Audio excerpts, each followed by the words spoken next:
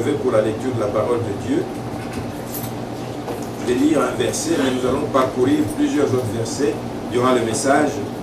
Le texte que nous allons le lire dans Ésaïe chapitre 50. Ésaïe 50.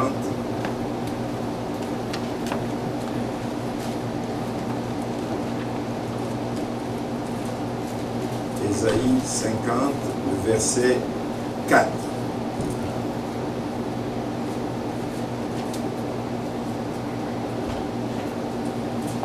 Voici ce que dit la parole de Dieu. Le Seigneur, l'Éternel, m'a donné une langue exercée pour que je sache soutenir par la parole celui qui est abattu. Il éveille chaque matin, il éveille mon oreille pour que j'écoute comme écoutent des disciples. Je répète, Ésaïe 50, verset 4. Le Seigneur, l'Éternel, m'a donné une langue exercée pour que je sache soutenir par la parole celui qui est abattu. Il éveille chaque matin, il éveille mon oreille pour que j'écoute comme écoutent les disciples. Verset 5. Le Seigneur, l'Éternel, m'a ouvert l'oreille et je n'ai point résisté. Je ne me suis point retiré en arrière. Seigneur, puisses-tu ce matin nous ouvrir également nos oreilles, Seigneur. Que nous puissions entendre ta douce voix qui nous rassure. Que nous puissions entendre ta douce voix qui nous dit que tu es avec nous. Que nous puissions entendre ta douce voix qui nous encourage.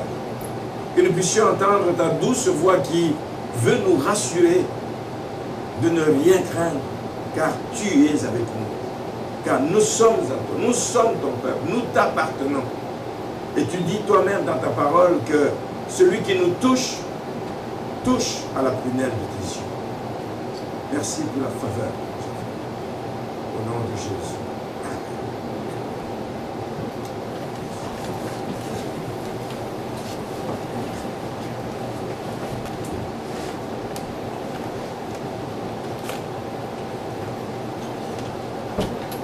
Alors ce matin, je vais un peu, pour commencer, revenir sur une exhortation que j'ai faite le vendredi pour ceux qui étaient ici à la veillée, au temps de prière, à la soirée de prière. Vous vous rappelez que j'ai introduit la réunion avec un verset, toujours encore dans Ésaïe, je crois que nous avons lu dans Ésaïe 43, au verset 1er qui disait: ainsi parle l'Éternel qui t'a créé, ô Jacob, celui qui t'a formé, ô Israël. Ne crains rien, car je te rachète, je t'appelle par ton nom, tu es à moi. Nous avons vu aussi, quand on est allé plus loin, au chapitre, même avant ça, au 41 déjà. 41, nous voyons aussi, au chapitre 41, verset 14, même exhortation, même parole d'encouragement. Ne crains rien, vermisseau de Jacob, faible reste d'Israël. Le message était que Dieu se plaît à utiliser les faibles. Dieu se préoccupe des faibles. Dieu se préoccupe de ceux qui souffrent. Dieu se préoccupe de ceux qui ont des besoins particuliers que le monde ne voit pas, mais que lui voit. Ne crains rien. Ne crains rien. Ce matin encore, le Seigneur te dit, ne crains rien. Vermisseau de Jacob. Ne crains rien, faible reste d'Israël. Ça pour dire, bien aimé, que Dieu nous connaît. Au-delà de ce que nous imaginons, Dieu nous connaît. Dieu nous connaît dans nos faiblesses, Dieu nous connaît dans nos forces, Dieu nous connaît dans les moments de joie, Dieu nous connaît dans les moments de peine que nous pouvons traverser. Dieu nous connaît et il connaît notre nature qui est peureuse. Je parlais ce matin et j'ai dit à la maman de Étienne. Elle me parlait de ceux qui les a amenés ici. Ils sont venus aider Étienne à garder leur enfant, mais ils sont en route vers le New Hampshire, je crois, où ils vont pour participer à une marche pédestre, quelque chose comme ça. Mais elle dit, mais il paraît qu'on annonce que la place où ils font cette marche, il y a beaucoup de cougars. Alors elle a peur. J'ai dit, ah, le Seigneur a voulu que tu sois ici ce matin. Ne crains rien parce que celui qui est avec toi te protégera et te gardera. Ne crains rien, n'aie pas peur. Le Seigneur, il connaît nos cœurs, il sait que nous sommes animés par la peur et il veut constamment nous rassurer, constamment nous encourager. Je ne sais pas si vous le saviez, il existe dans la Bible une parole pour chaque jour. Il existe tellement de versets, en tout cas plus de 365 versets dans la Bible, qui commencent par soit le mot « ne crains rien »,« prends courage »,« je te rassure »,« fortifie-toi ». Plus de 300, ça veut dire qu'il y en a une pour chaque jour. Une parole, un verset que tu peux lire chaque jour qui te rassure que le Seigneur est avec toi. Qui n'en a pas besoin? Nous avons tous besoin de ressentir la protection de Dieu, d'être assuré qu'il est avec nous. Il y a une parole chaque jour qui te dit, relève-toi, fortifie-toi, sois encouragé, ne crains rien, n'aie pas peur, je suis avec toi. Sois sans crainte. Plus de 365 versets. Si on le cherche, on trouvera chaque jour une parole d'encouragement pour débuter la journée. Mais savez-vous aussi que l'être humain ne peut pas s'épanouir s'il ne reçoit pas de l'attention. Une personne qui ne reçoit pas l'attention, pas seulement de Dieu, mais nous avons aussi besoin d'avoir l'attention des gens qui sont autour de nous. Nous avons aussi besoin d'avoir, pas seulement l'approbation, mais des encouragements des gens qui sont avec nous. Nous avons besoin de recevoir des paroles qui nous relèvent. Chaque jour, on en a besoin. Mais ça ne fait pas tellement peu partie de la nature de l'être humain. Nous avons souvent des paroles dures vis-à-vis des autres. Nous avons souvent des paroles qui descendent des autres. Nous avons souvent des paroles qui remettent des condamnations, des paroles de jugement. Nous avons souvent des paroles qui remettent l'autre à la place. Tu n'as pas bien fait, tu n'as pas bien fait. Mais c'est tellement peu enclin à nous de dire à quelqu'un, oh le Seigneur t'aime, et que tu es un enfant chéri du Seigneur. Des paroles d'encouragement. On en a tous besoin chaque jour dans notre vie. La société dans laquelle nous vivons ne nous offre pas ça toujours. Tu vas au travail, tu passes sur la route, c'est la police qui est avec toi, tu passes ici, tu passes là-bas. J'aimerais un jour rencontrer les policiers qui m'encouragent. Oui, bravo, tu as bien conduit. Mais quand tu as affaire à un policier, c'est que tu es extrêmement mal agi. Amen. Amen. Nous avons besoin de ça. Nous avons besoin d'encouragement. Mais alors des encouragements vrais. Des encouragements sincères. Des encouragements qui sont poussés par un amour profond que tu as envers ton frère ou ta soeur. Mais pas des encouragements parce que tu cherches un intérêt ou des choses comme ça, ou un avantage quelconque envers quelqu'un. On a besoin d'encouragement. Ne soyons pas indifférents. L'indifférence tue. L'indifférence fait du mal à la société. L'indifférence vis-à-vis des gens qui nous entourent fait vraiment du mal. La personne qui n'a pas d'encouragement, c'est une personne qui risque même de perdre l'estime de soi. Et ça peut conduire à la destruction et même à la mort. Le peuple de Dieu, soyons donc de bons dispensateurs des grâces que le Seigneur et des dons que le Seigneur met à nous. Il y a un texte dans 1 Pierre, chapitre 4, verset 10, que je voudrais qu'on lise. 1 Pierre, chapitre 4, verset 10, qui nous dit ceci: comme de bons dispensateurs de diverses grâces de Dieu, que chacun de vous mette au service des autres le don qu'il a reçu. Il y a diversité de dons. Je parle pas seulement des dons spirituels, il y a diversité de dons. Il y a des gens qui, avec une poignée de main, vont donner courage à quelqu'un. Tu sens la chaleur dans la poignée de la personne. Il y a diversité de dons. Le sourire que tu peux arborer juste devant une personne peut faire en sorte que cette personne a sa journée éclairée. Juste un sourire, ça ne te coûte absolument rien. Il y a des dons que nous avons. Tu parles à la personne, la douceur que tu as fait que cette personne est sensible à ce que tu es en train de lui dire, et cette personne est touchée dans sa journée, se sent renouvelée, se sent remplie et se sent beaucoup encouragée. Amen. Soyons des agents d'encouragement, soyons des dispensateurs des dons que le Seigneur nous donne, soyons des personnes qui exhortons ceux qui sont avec nous pour qu'ils puissent trouver courage lorsqu'ils sont abattus. Alors, ce matin, nous allons beaucoup parler d'encouragement.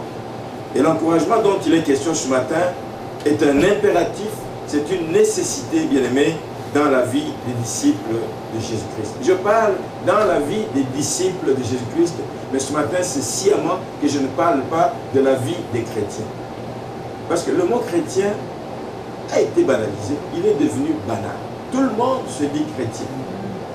Je suis né de parents qui croient, je suis chrétien. J'ai été baptisé quand j'étais enfant, je suis chrétien.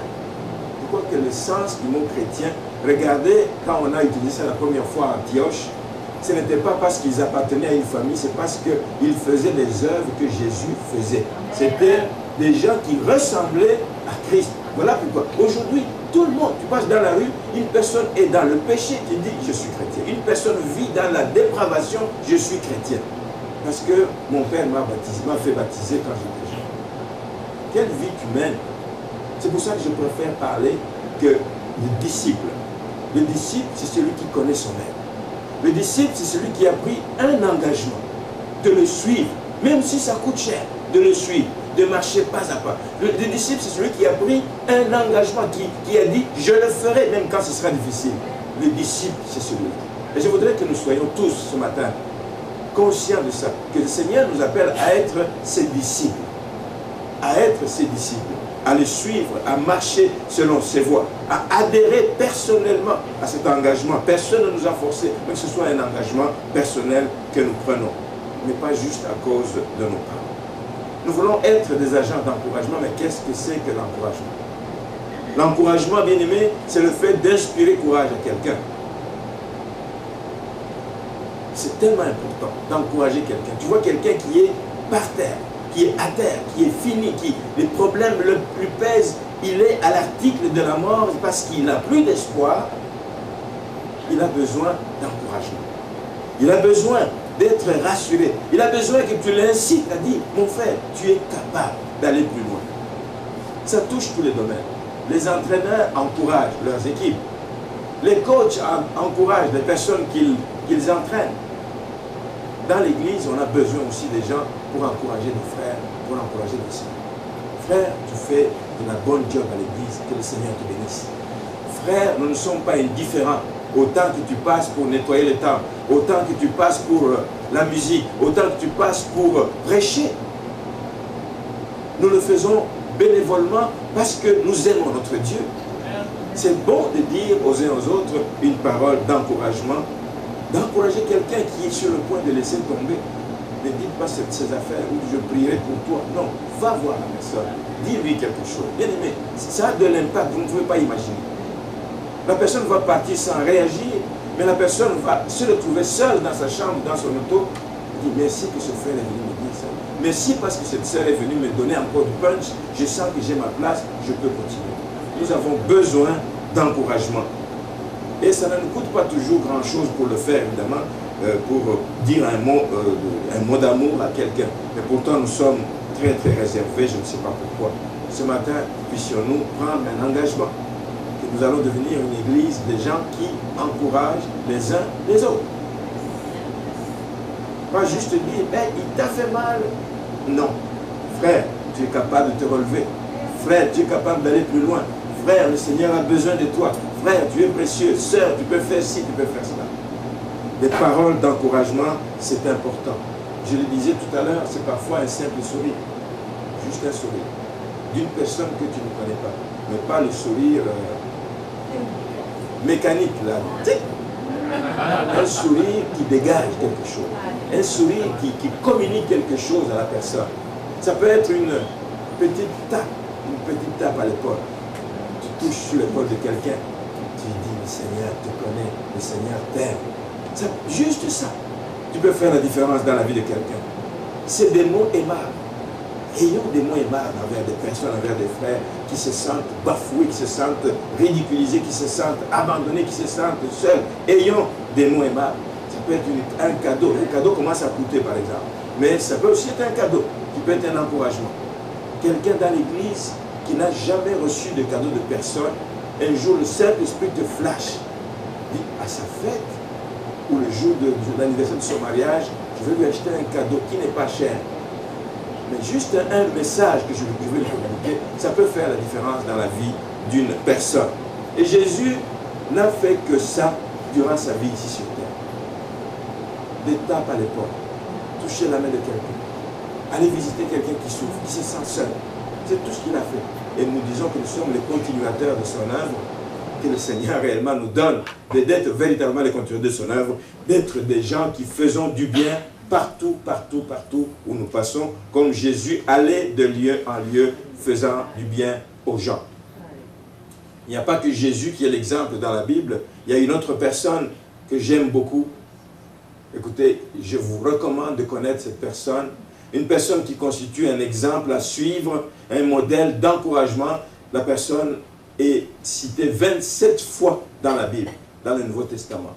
Et c'est quasiment dans les Actes des Apôtres. 27 fois son nom est cité, mais pourtant il reste inconnu de la plupart des enfants de Dieu. Je surprendrai certains ce matin en vous disant que son nom c'est Barnabas. Il y a des gens qui ne connaissent pas Barnabas. On n'en parle pas beaucoup. Mais c'est un exemple à suivre. Un homme d'encouragement, un homme de bien. Nous allons voir ce qu'il a fait, pourquoi on veut le citer en exemple. Même s'il n'est pas partie des 12 apôtres de Jésus-Christ, c'est quelqu'un qui a eu un impact que vous ne pouvez pas imaginer sur l'Église naissante. Un impact extraordinaire.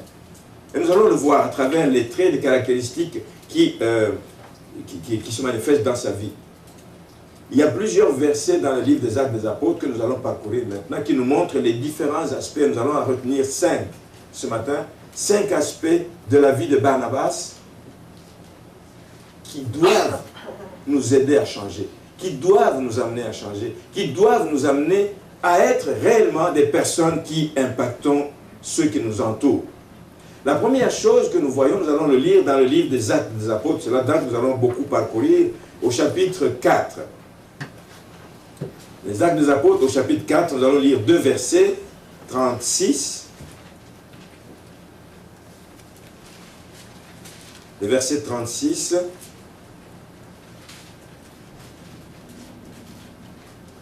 et 37. La Bible dit ceci: Joseph, surnommé par les apôtres Barnabas, ce qui signifie fils d'exhortation, ou dans d'autres mots, fils d'encouragement, lévite, originaire de Chypre, vendit un champ qu'il possédait, apporta l'argent et le déposa aux pieds des apôtres.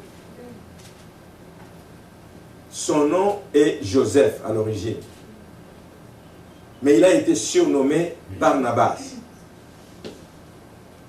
Barnabas qui veut dire fils, fils, Nabas d'encouragement, fils d'exhortation. Si on surnomme quelqu'un, c'est parce qu'on a vu des traits de caractère de cette personne qui ressemblent à ce surnom. Donc on a vu que c'était un homme d'encouragement, on a vu que c'était un homme qui encourageait les apôtres, qui encourageait les gens autour de lui. C'est pour ça qu'il a été surnommé Barnabas, fils d'exhortation. Quelle grâce d'être appelé comme ça. Et quelqu'un qui passe sa vie à exhorter, quelqu'un qui passe sa vie à encourager les gens autour de lui. Et on le voit, dès le premier exemple, le premier verset que nous venons de lire, il vendit son champ, au verset 37, il vendit un champ qu'il possédait, il apporta l'argent et le déposa aux pieds des apôtres. Nous connaissons d'autres personnes qui ont vendu des champs, qui ont vendu leur maison, qui ont vendu leurs biens, mais qui ont gardé une partie. Mais lui, il a vendu le champ, il a apporté tout l'argent aux pieds des apôtres. Aujourd'hui, là, si quelqu'un fait ça, on va le traiter de bête. Il est bête, cette personne. Elle est bête. Ce n'est pas possible que tu puisses vendre une maison. Et regardez ici, le champ que notre ami Joseph a vendu, c'est un champ qui était à Chypre. Il est originaire de Chypre. Alors, les concordances nous disent que Chypre, l'origine du mot Chypre, trouve la même origine dans le mot cuivre. Chypre, cuivre, etc. Donc, c'est un pays où il y avait une île, où il y avait beaucoup de cuivre. Ça veut dire que là où il y a beaucoup de cuivre, c'est un terrain qui n'est pas toujours fertile, etc. Donc les terrains fertiles, les terrains bons où on peut cultiver et récolter sont rares. S'il a vendu ça, c'est que c'est un terrain qui a dû coûter cher. C'était son terrain. Il était lévite. Et les lévites, tout ce qu'ils avaient hérité, c'était pour eux. Ils ne devaient pas se dessaisir de ses biens. Mais lui, pour l'amour de Dieu, pour l'amour de l'œuvre de Dieu, pour l'amour des disciples, pour qu'il ne manque de rien et que l'œuvre de Dieu continue à avancer, lui, il a vendu son champ. Il avait déjà compris que quelque chose venait de changer. Le Saint-Esprit venant, on n'est plus tenu par les lois du passé, mais ce champ pouvait demeurer là et être improductif, alors qu'en vendant le produit de ce champ pourrait servir à l'avancement du royaume, pour nourrir tous ces disciples qui s'assemblaient jour après jour pour prier dans la présence du Seigneur. Donc le premier trait de caractère que nous voyons chez lui, c'est un homme bon, un homme généreux, un homme qui est rempli de générosité. Puissions-nous avoir des hommes et des femmes dans l'Église qui sont généreux. Généreux avec leur argent, généreux, pas pour donner seulement à l'Église, mais généreux aussi pour donner aux nécessiteux. Généreux de leur temps, généreux de leur savoir-faire, généreux de leur capacité qu'ils les mettent au service des autres. Si vous le faites comme ça, vous encouragez la personne à qui vous faites le geste. Si vous le faites comme ça, vous encouragez l'Église. Pensez-vous que Barnabas, en vendant son champ, en l'apportant aux pieds des apôtres, il n'a pas encouragé les apôtres?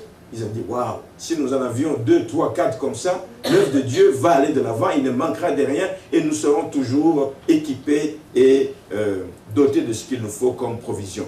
Barnabas a vendu son terrain. Il y a d'autres, la Bible dit au début, les gens vendaient leurs biens et venaient s'assembler. Mais si lui on en parle, et je crois que c'est ça, c'est que c'est un terrain qui valait cher. Parce qu'à Chypre, les terrains valaient très cher. C'est une terre qui était plus faite de mines souterraines et il n'y avait pas beaucoup de terres cultivables. Donc il l'a vendu, il a apporté l'argent parce qu'il avait un cœur bon, un cœur généreux. Voulez-vous être un agent d'encouragement? Soyez bon. Voulez-vous être un agent d'encouragement? Soyez généreux. Le monde et l'Église en a besoin de voir des gens qui sont encore des apôtres d'encouragement. Amen. Il n'y a pas que ça qui caractérisait Barnabas. Nous le voyons, et c'est peut-être pour moi, un des traits vraiment importants que je trouve en lui. Nous le voyons dans le livre des Actes des Apôtres au chapitre 9. On va lire à partir du verset 26.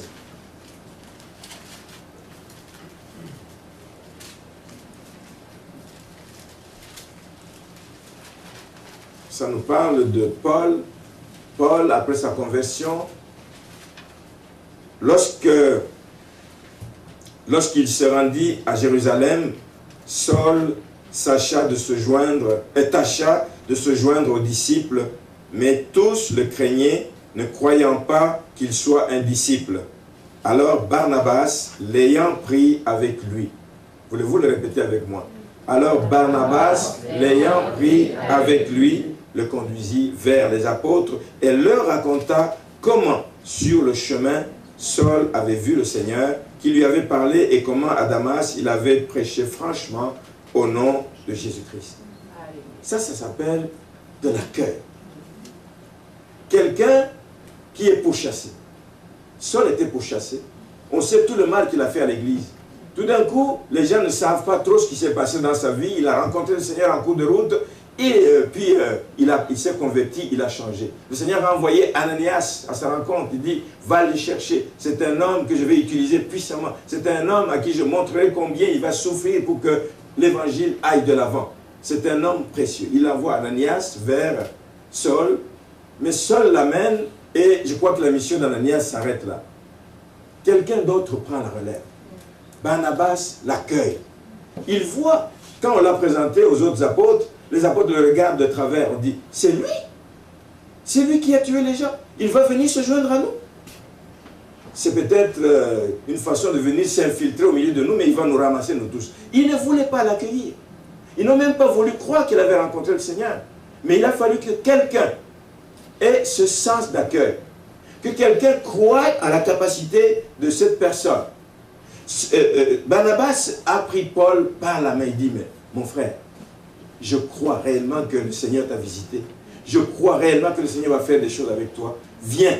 Je prends le risque de t'amener, pas de t'imposer, mais de défendre ta cause auprès des apôtres, parce que si le Seigneur a dit que tu es un instrument qu'il va utiliser puissamment, il va réellement t'utiliser. Nous ne voulons pas passer à côté de la bénédiction que tu représentes pour l'œuvre de Dieu. Viens, viens avec nous, viens avec nous. Il le prend par la main, il dit, viens, je vais te présenter aux disciples. C'est un risque. Il doit y avoir eu des discussions avec les apôtres pour dire, mais qu'est-ce que tu fais là, Barnabas? Qu'est-ce que tu fais? Barnabas dit, je sais que cet homme, vous allez voir ce que le Seigneur va l'utiliser. Je le sais. Des fois, ça prend des personnes comme ça dans une église, qui voient venir quelqu'un tout croche. Une personne que tout le monde fuit. Une personne avec qui tout le monde, personne ne veut s'asseoir. Une personne qui se sent répugnée. Une personne qui ne se sent pas accueillie. Ça prend que quelqu'un se lève, bien-aimé, qu'il aille le saluer. Qu'il aille lui dire que tu es le bienvenu dans la maison de ton Père.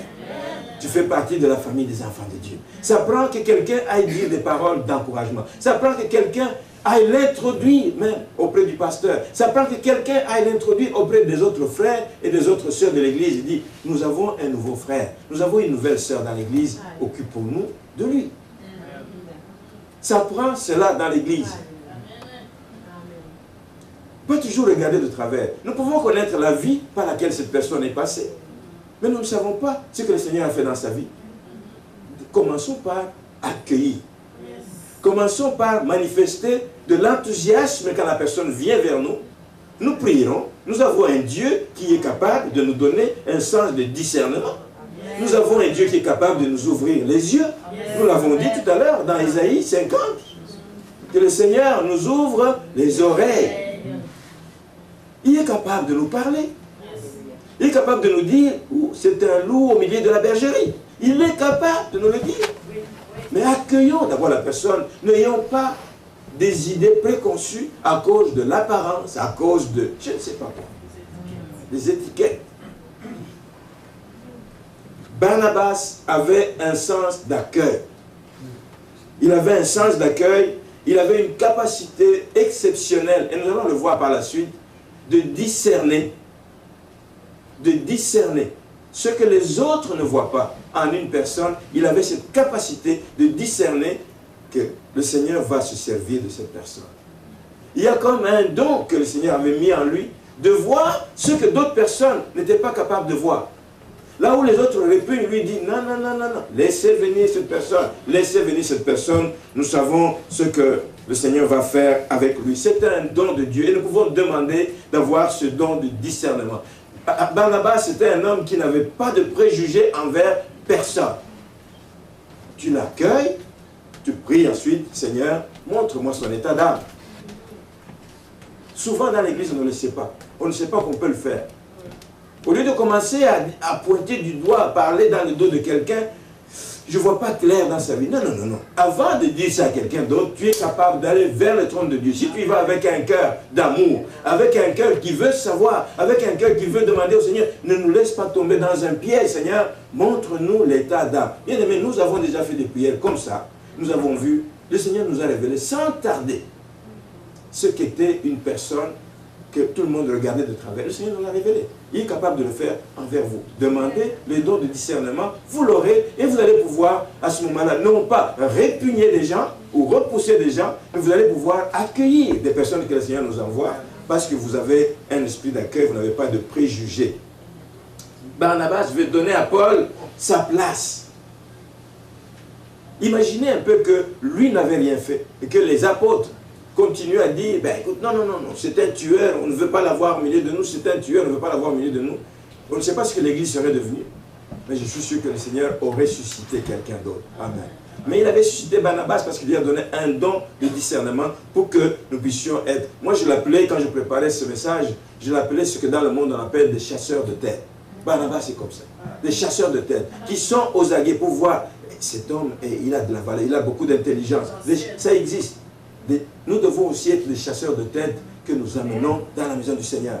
Amenons les bonnes têtes, amenons les bonnes personnes. Que le Seigneur, il attend que quelqu'un aille vers la personne pour l'amener à l'église. Il y a des bonnes têtes qui traînent dehors. Il y a des bonnes têtes qui traînent dans les rues. Il y a des bonnes têtes qui sont en train de se mourir parce que nous ne voulons pas faire un pas en avant. Soyons des véritables promoteurs. Amen. des véritables promoteurs des gens. C'est Dieu qui, dans sa souveraineté, choisit, c'est vrai. C'est Dieu qui choisit. Mais Dieu désigne ses serviteurs, mais il attend, il a besoin d'hommes et de femmes pour lancer ses serviteurs. Il a besoin d'hommes et de femmes pour encourager ses serviteurs. Il a besoin d'hommes et de femmes pour les booster. Il a besoin d'hommes et de femmes pour les tenir par la main comme Hur et Aaron ont fait vis-à-vis de leurs frères. Quand Moïse était fatigué, le peuple de Dieu perdait. Il baissait les bras et le peuple perdait. Mais quand il levait les mains, il gagnait les combats. Et les autres ont compris, ils disent, mais cet homme a besoin de notre appui. Si nous le laissons, il est âgé, ou, etc., mais il va être fatigué. Rester des heures et des heures les mains en l'air, c'est difficile. Ils sont venus, ils ont commencé par le supporter. Des agents d'encouragement. Nous en avons besoin, le pasteur en a besoin, vous en avez besoin, tout le monde en a besoin. Amen. Martin en a besoin aussi. Amen. Nous avons besoin de nous encourager mutuellement, comme Barnabas l'a fait vis-à-vis de Paul. La Bible nous parle également, il y a plusieurs autres versets vers le chapitre 11, nous parle de Barnabas comme étant un homme de main. Il est devenu l'homme de main de l'équipe des apôtres. Il est devenu un homme de confiance.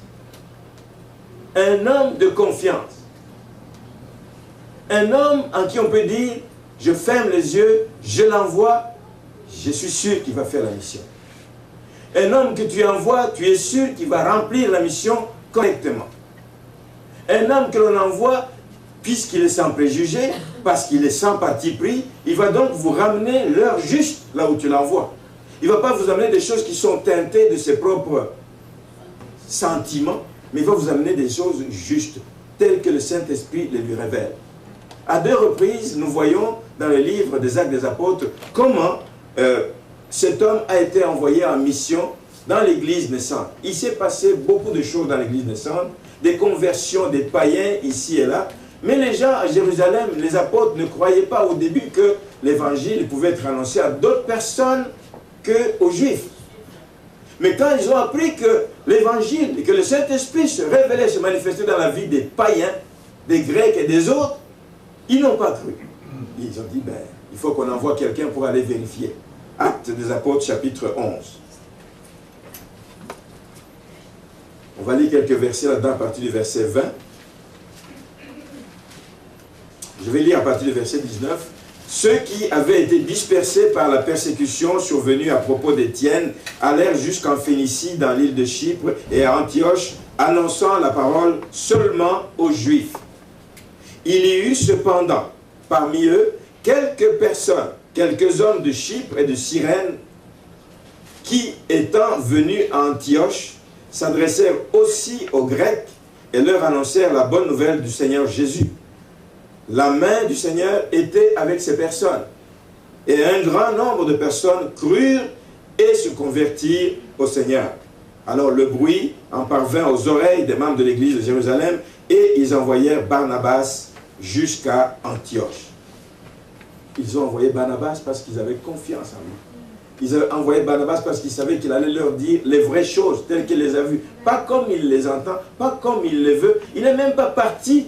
Il n'est même pas parti de Jérusalem pour aller à Antioche avec des recommandations en disant, quand tu vas arriver, tu vas faire ceci, tu vas faire cela. S'ils font le contraire de ce que nous avons prêché, tu vas les interdire. Non, non, non. On lui a dit, va. Va juste voir ce qui se passe. C'est parce qu'on avait confiance en lui. Un homme de confiance, un homme de main. Et réellement, il est parti et il est revenu pour dire, non, c'est la grâce de Dieu. C'est la grâce de Dieu. Ce n'est pas que... Non. Et c'est là qu'il a commencé à parler du salut que l'on obtient, non pas par ses origines, mais que l'on obtient par grâce. Le salut, nous l'avons par grâce et non pas par nos origines. Lui, c'était un homme de confiance. Chaque fois qu'il y avait des questions brûlantes dans l'église, c'est vers lui qu'on se tournait. Barnabas, va voir. Nous avons besoin dans l'église des personnes comme ça aussi. Et le monde a besoin de personnes comme ça. Tu l'envoies, tu dis, va vérifier ce qui se passe dans cette famille. Ne viens pas me donner des couleurs de ce que tu as vu selon ce que tu veux, mais viens me dire ce que tu as vu, ce que le Saint-Esprit t'a révélé quand tu es arrivé sur place. Alors, ramène, nous saurons à ce moment-là comment prier, comment nous adresser au Seigneur. Amen. Il n'est pas allé avec la mission de sévir pour dire, vous n'avez pas le droit de recevoir Christ. Non. Il est allé voir. Le Seigneur lui donne un don de discernement. Il est allé voir et il a vu et il a fait rapport que effectivement ces gens, ce qu'ils ont, c'est le Seigneur. Amen. Il dit, lorsqu'il fut arrivé et qu'il eut vu la grâce de Dieu. Lui, il a vu rien d'autre que la grâce de Dieu. Au verset 23, il s'en réjouit et il les exhorta tous à rester d'un cœur ferme, attaché au Seigneur. Ce qu'il a vu comme mouvement de l'Esprit, ça ne pouvait venir que de Dieu. Il dit, vous êtes dans la bonne voie. Ne regardez pas à vos origines grecques et autres, païennes, mais regardez au Saint-Esprit qui se révèle dans votre vie. Soyez attachés, soyez ensemble et demeurez attachés au Seigneur. Barnabas était un homme de confiance, un homme de bien. C'était un disciple également ouvert au changement. Comme je dis, lui n'était pas cramponné à l'idée que l'évangile c'est seulement pour les Juifs. Il savait que le Saint-Esprit est venu et qu'il allait être répandu sur toute chair. Sur toute chair. Amen. Donc, c'est un disciple ouvert au changement que le Saint-Esprit veut apporter dans l'Église. Dans l'Église, le Seigneur veut changer les choses. Amen. Changement que le Saint-Esprit apporte. Je ne parle pas du changement que les hommes apportent, mais le changement que le Saint-Esprit apporte dans l'Église. Amen. Parce qu'il y a une différence entre les deux. Une différence entre les deux. Deuxième voyage où on a envoyé Barnabas en mission, on le voit dans le livre des Actes des Apôtres au chapitre 15, le verset 14. Actes des Apôtres, chapitre 15, le verset 14, c'est lorsqu'il y a eu des débats sur la circoncision. Tous ces païens, les gens qui n'étaient pas des juifs, qui n'étaient pas tenus par les rites de circoncision, il y a des gens qui ont commencé à prêcher à ces gens et dit, oui, mais c'est pas possible, vous ne pouvez pas devenir enfant de Dieu, vous ne pouvez pas dire que vous avez reçu le salut comme nous, si vous n'êtes pas circoncis. Il faut d'abord vous faire circoncire. Non, non, non, non. Lui, il est arrivé au chapitre 15, les apôtres, au verset 6, les apôtres et les anciens se réunirent pour examiner cette affaire. Une grande discussion s'étant engagée. Pierre se leva et leur dit, « Hommes, frères, vous savez que dès longtemps, Dieu a fait un choix parmi vous afin que par ma bouche, les païens entendent la parole de l'Évangile et qu'ils croient. » Le Seigneur fait un choix dans la bouche de Pierre. Mais nous allons au verset 14, voici ce qu'il est dit. « Simon a raconté comment Dieu a d'abord jeté le regard sur les nations pour choisir du milieu d'elles un peuple qui porte son nom. Et avec cela s'accordent les paroles des prophètes selon qu'il est écrit. Après cela, je reviendrai et je relèverai de sa chute la tente de David. J'en réparerai les ruines et je la redresserai afin que le reste des hommes cherche le Seigneur. Pas seulement les Juifs, le reste des hommes, jusqu'aux extrémités de la terre, afin que le reste des hommes cherche le Seigneur, ainsi que toutes les nations sur lesquelles mon nom est invoqué, dit le Seigneur qui fait ces choses. Lui, il est allé, il a vu ça, il a dit non, non, non, non, le salut n'est pas lié à la circoncision, le salut, on l'obtient par grâce. On l'obtient par grâce. Il a d'autres aspects dans la vie de cet homme. Je voudrais épingler aussi un qui me tient à cœur. C'est que c'était quelqu'un qui était animé par les soucis des âmes. Le souci des âmes. Souvent, on en parlait avec Luc Dumont dimanche dernier, quand il me disait, il dit, vous savez, il y a des combats et des batailles que les hommes de Dieu se font dans les églises parce que, ah, j'ai perdu des membres, ils sont allés là-bas, des membres sont venus ici, des membres sont... Il dit, vous savez quoi? Il me dit, et je trouve que c'est profond. Il dit, mais tant que, si une personne quitte une église, va dans une autre église, tant qu'il demeure dans les voies du Seigneur, c'est l'église du Seigneur. Amen.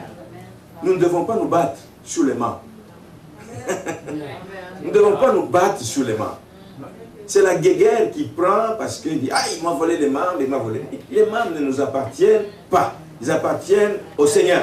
C'est la famille des enfants de Dieu. Amen.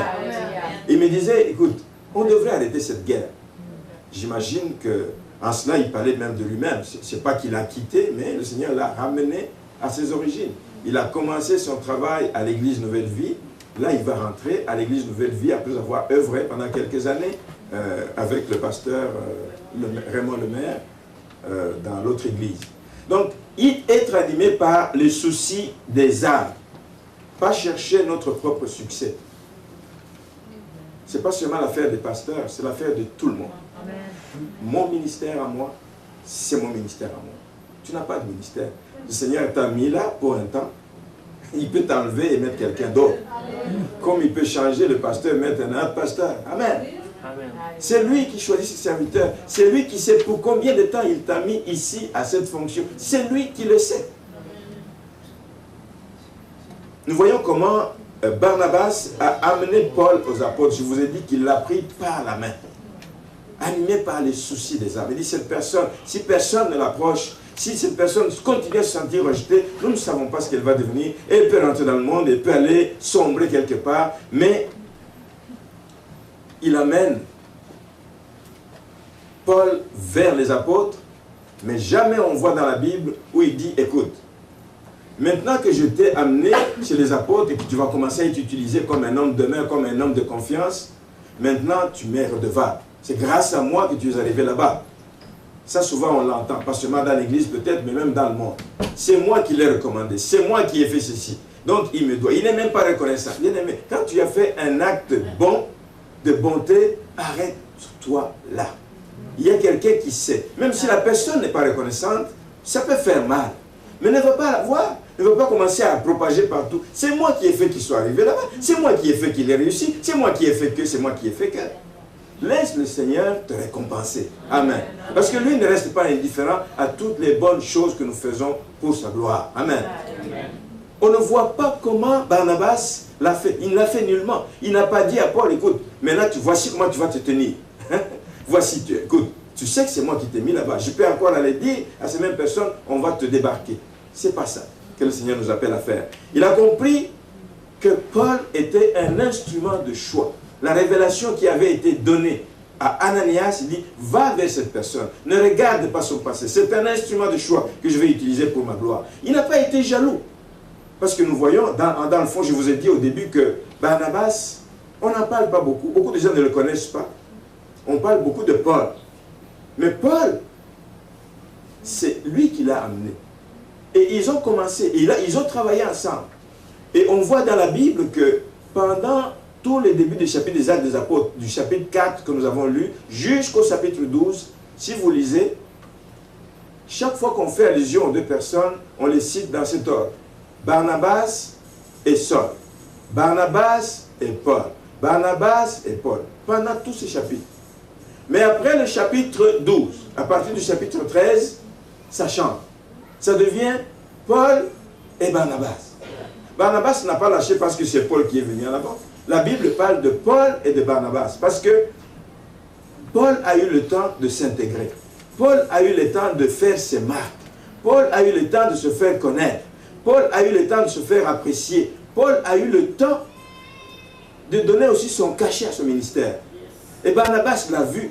Et Barnabas a vu, dit, waouh, réellement c'est un instrument de choix entre les mains du Seigneur. Quand Paul prêchait, quand Paul parlait, il parlait avec autorité, avec puissance.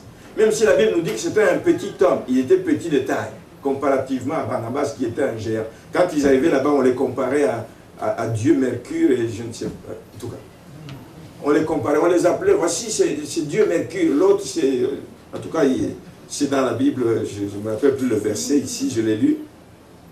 On les comparait à cause de leur taille, à cause de leur carrure. C'était un petit homme, mais un petit homme influent. Un petit homme que Dieu avait rempli, un petit homme que Dieu à qui il avait donné une puissance extraordinaire. C'était vraiment un leader tout à fait né. Et c'est ce que l'autre a découvert, Barnabas, si bien que Paul, quand il a commencé son ministère et qu'il était combattu, à un moment donné, il s'est échappé pour aller dans sa famille à Tars.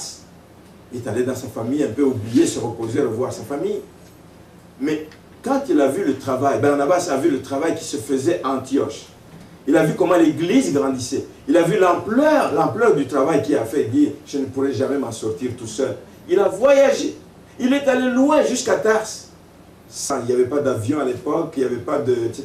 Mais c'était des voyages difficiles. Il est allé chercher Paul. Il dit, viens Paul, je ne suis pas seul capable de le faire. Viens prendre la charge de cette église. Dieu t'a oint, Dieu t'a donné la capacité de faire des choses. Et il est allé le chercher pour en faire un leader à Antioche. Ce que je veux dire ici, si tu veux être quelqu'un qui encourage, tu dois être animé d'humilité. savoir te rendre compte à un moment donné que la personne que tu as vue grandir sous tes yeux, la personne que tu as encadrée, a quelque part peut-être des capacités supérieures aux tiennes. A quand même des choses qu'il peut mieux faire que toi. Et tu peux dire, salut chef, je te laisse la place. Voici ce que le Seigneur attend de nous. Ça l'encourage. Il dit, mais il n'est pas jaloux de mon ministère. Au contraire, il me laisse la place. C'est ce que nous voulons aussi dans l'Église. Des gens qui travaillent pour communiquer à d'autres ce que le Seigneur a mis en eux. Et quand tu l'as communiqué, que l'autre perce, l'autre avance, mais tu lui laisses la place. Amen. Le Seigneur veut ça dans la vie des enfants de Dieu. Alors, une dernière chose que je voudrais voir avant de terminer ce matin, c'est que c'était un homme qui était lent à juger. Le jugement ne sortait pas facilement de sa bouche. Il a vécu des choses. D'abord, nous voyons qu'il n'a pas jugé les païens. Quand il est envoyé chez les païens, il a dit, il a vu la grâce de Dieu, il dit non. Moi, je vais faire rapport. Continuez, vous êtes dans la bonne voie. Il ne les a pas jugés. Vous, les païens, vous n'avez pas le droit de faire ci, de faire ça. Les gens qui n'étaient pas circoncis, il n'a pas porté de jugement dessus. Il dit non, c'est la grâce de Dieu. Vous n'êtes pas liés par ces choses. Il est lent à juger. Il prend le temps de réfléchir. Il réagit différemment de nous lorsque nous nous trouvons en face de quelqu'un qui n'a pas le même point de vue que nous. Savez-vous que ça divise l'Église? Je ne partage pas un point de vue avec toi, Roland. Je ne partage pas un point de vue avec Jacques. Je ne partage pas un point de vue avec n'importe qui. C'est la chicane. Ça se divise. Non. Mettons-nous devant le Seigneur, qui nous éclaire. Qui a raison, qui n'a pas raison. Mettons-nous devant le Seigneur et qui nous éclaire. Nous voyons qu'il est arrivé à un fait que la Bible qualifie d'un vif dissentiment, une vive discussion. C'était la chicane, pour utiliser un terme qu'on comprend mieux ici. Une vraie chicane s'est établie entre lui, Barnabas et Paul, à cause d'un détail. Lors de leur premier voyage missionnaire, ils étaient accompagnés d'un jeune, Jean-Marc. C'était le cousin ou neveu de Barnabas. Il les a accompagnés dans le premier voyage, mais en cours de route, c'était un jeune, et peut-être qu'il les aidait à transporter les valises, peut-être, je ne sais pas, mais il les accompagnait et il voulait peut-être qu'ils voient aussi comment ils servent le Seigneur pour qu'un jour lui aussi serve le Seigneur. Mais arrivé en cours de route, les jeunes, etc., il fatigué ou il a été déçu par quelque chose, il a décidé d'interrompre en plein milieu, de lâcher les compagnons de voyage et de dire, moi je ne peux plus continuer, je vais rentrer à Jérusalem. Il est rentré à Jérusalem et imaginez ce que Paul lui en a voulu. Paul lui en a voulu dire, c'est pas possible. Si on savait, on allait prendre quelqu'un d'autre. Mais si on savait qu'il allait nous lâcher, on allait prendre quelqu'un d'autre. Maintenant, ici, il nous laisse en cours de route. Qu'est-ce que nous allons devenir avec notre âge et le poids de tout ceci? Il a gardé quelque chose en lui. Mais il s'est fait que Dieu les appelait à d'autres voyages. Ils ont quand même fait leur voyage jusqu'au bout. Ils ont eu un deuxième voyage missionnaire. Quand ils sont allés à ce deuxième voyage missionnaire, ils avaient encore besoin de quelqu'un qui allait les accompagner. Et là, encore une fois, Barnabas a proposé, il dit, mais écoute, prenons encore Jean-Marc qui nous accompagne dans ce deuxième voyage. Paul a dit, pas question. Avec ce qu'il nous a fait la fois passée, pas question. Avec le coup qu'il nous a joué la fois passée, il n'est pas question qu'il vienne avec nous. Barnabas a insisté, il dit, mais écoute, je sens que ce garçon, Dieu l'appelle à quelque chose. De la même façon que Barnabas a vu ce que Dieu allait faire avec Paul, il dit, je vois que Dieu va faire quelque chose dans la vie de ce jeune homme. Paul a dit, pas question. Et malgré que c'était des gens remplis du Saint-Esprit, malgré que c'était des gens que Dieu voulait utiliser puissamment, la Bible nous dit qu'il y a eu un vif dissentiment. C'est au chapitre 15, versets 36 à 39, vous pourrez lire. Un vif dissentiment qui a fait qu'ils se sont divisés. Paul a dit, si tu veux continuer, moi je n'irai pas avec ce jeune homme. Barnabas a dit, moi je vais donner la chance à ce garçon. Et chacun a pris son chemin. Paul est parti avec Silas. Barnabas est parti avec Jean-Marc. Là où ils sont partis, bien-aimés, et nous le voyons dans la Bible, ils ne sont pas partis comme ennemis. J'appelle les membres de l'Église, quand quelqu'un quitte l'Église, à ne pas le considérer comme étant un ennemi. Tant qu'il reste dans les voies du Seigneur, tant qu'il demeure dans les voies que le Seigneur nous recommande, c'est un frère, c'est une sœur. Amen. Marc est parti avec Barnabas, Paul est parti avec Silas. Chacun de son côté, mais toujours dans le même but d'annoncer l'évangile. C'est ce qui importe. C'est ce qui importe. Aujourd'hui, on aurait porté des jugements tout de suite. Il dit, mais comment des serviteurs de Dieu se séparent comme ça sur une question banale? Parfois, le Saint-Esprit peut nous révéler des choses qu'il n'a pas révélées à l'autre personne. Il faut obéir au Saint-Esprit plutôt qu'aux hommes. Tu obéis au Saint-Esprit, tu feras la volonté de Dieu. C'est ce que Barnabas a fait. Il a obéi à la voix du Saint-Esprit, il est parti avec Jean-Marc, et la Bible nous montre dans la suite de l'histoire que c'est lui qui a eu raison d'amener ce Jean-Marc. Parce que ce jeune homme a demeuré dans la voie du Seigneur, et la Bible nous dit que c'est lui qui a écrit l'évangile selon Marc. Ça a été quelqu'un d'utile. Il a non seulement été utile pour l'Église, mais il a aussi été utile pour Pierre à l'époque, et même pour Paul vers la fin de ses jours. Nous le voyons dans les épîtres qu'il écrit. Il parle de Barnabas non pas comme un ennemi.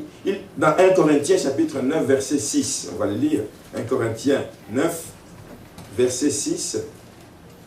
Il parle encore de Barnabas. Ça veut dire que ce n'est pas un ennemi pour lui. Et ça nous rassure. 9, 6, il dit, ou bien, est-ce que moi seul et Barnabas, nous n'avons pas le droit de ne point travailler? Il en parle comme un compagnon avec qui ils ont fait des bonnes choses. Un compagnon avec qui ils ont avancé. Un compagnon avec qui ils ont planté de la bonne semence dans la vie des gens. Il en parle. Il en parle aussi dans Galates chapitre 2, le verset 1er. Galates chapitre 2. Il parle de Jean-Marc, il parle de Barnabas, chapitre 2, verset 1er.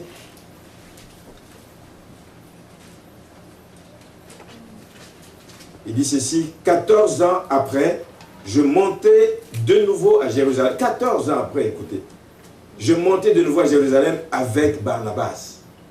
Eux qui s'étaient séparés, partis, mais ils se sont retrouvés à un moment donné pour continuer le chemin ensemble, ayant aussi pris Tite avec moi, et ce fut d'après une révélation que j'y montais. Ils continuent à être des compagnons de ministère. Ils continuent à travailler ensemble. Il y a un autre texte dans Colossiens, chapitre 4, verset 10. Chapitre 4, verset 10. Il dit, Aristarque, mon compagnon de captivité vous salue, ainsi que Marc. Ce jeune homme dont il ne voulait pas.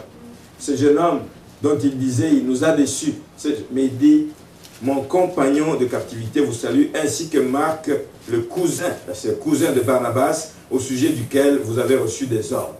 Il continue à évoquer le nom de ces personnes avec beaucoup d'amour, avec beaucoup de sympathie, avec beaucoup de joie, comme étant des personnes que Dieu a mis à ses côtés. Et enfin, il en parle, quand il en parle à Timothée, dans 2 Timothée chapitre 4, verset 11. 2 Timothée chapitre 4, verset 11.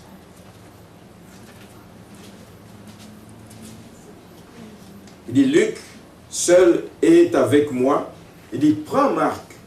Il est en train de parler à Timothée. Prends Marc et amène-le avec toi, car il m'est utile pour le ministère. Là, il est en train d'écrire ses mémoires, il est en train d'écrire ses dernières volontés, etc. Il sera utile pour le ministère. J'ai besoin de ce jeune homme. On l'a laissé partir dans une autre voie. Le Seigneur l'a fait grandir dans cette autre voie. Et le Seigneur le ramène comme un instrument qui va être utile. Malgré les désaccords qu'ils ont eu au sujet de ce jeune homme, ils ne se sont pas séparés comme des ennemis. Malgré les désaccords, ils ont continué à travailler ensemble. Et je termine là-dessus ce matin en vous disant que ce que j'ai dit vendredi dernier ici, en parlant de John Wesley, une citation de John Wesley que je vais emprunter encore ce matin, quand il dit que « Donne-moi 100 hommes, 100, qui aiment Dieu de tout leur cœur et qui n'ont peur de rien d'autre que du péché, et je bouleverserai le monde. » John Wesley a besoin seulement de 100 personnes.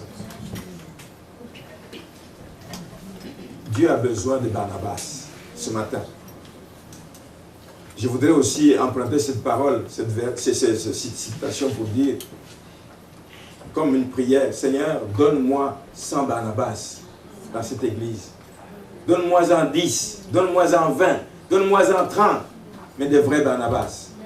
Des gens qui encouragent, des gens qui travaillent, Des gens qui ont un cœur d'amour pour les âmes, Seigneur, qui voient d'abord les âmes. Donne-moi, Seigneur, 100 personnes, 50 personnes qui sont remplies du Saint-Esprit pour avoir le discernement devant des situations par lesquelles nous pouvons passer. Donne-moi, Seigneur, des gens qui sont lents à juger les autres. Donne-moi, Seigneur, des gens qui sont prêts à travailler pour l'encouragement des autres. Donne-moi, Seigneur, des gens qui sont animés, qui sont prêts à voir le potentiel qu'il y a dans les autres personnes. Donne-moi des gens qui voient les personnes comme toi tu les vois. C'est vraiment une exhortation en terminant. Que le Seigneur fasse de vous des Barnabas, au masculin comme au féminin, si ça existe. Qu'il fasse de vous des personnes spéciales. Qu'il fasse de vous des personnes pour encourager, des personnes pour exhorter, des personnes pour relever, des personnes pour faire du bien aux gens. Et vous allez voir ce que cette église va devenir. Demandons au Seigneur de nous donner un cœur comme celui de Barnabas ce matin. Prions le Seigneur. Seigneur, merci parce que cette parole qui est dans la Bible, Seigneur, a été écrite pour notre édification. Elle a été écrite pour que nous puissions nous en inspirer pour faire ta volonté. Et ta volonté est que nous puissions être des ouvriers utiles pour la moisson.